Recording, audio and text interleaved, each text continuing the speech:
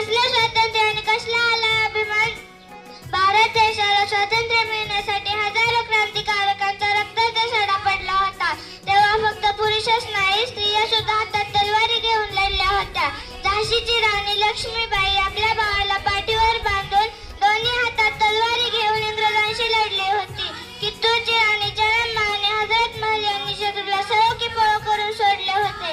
क्रांतिज्योती सावित्रीबाई फुले यांनी अंगावर शेण, माती, दगड झेलून स्त्री शिक्षणाची दारे उघडी केली. मातोश्री जिजाऊंनी शिवरायांसारखे छत्रपती घडवले. आज त्याच देशात दुर्दैवाने संकुचित विचारसरणी बदलली नाही. परो को खोल जमा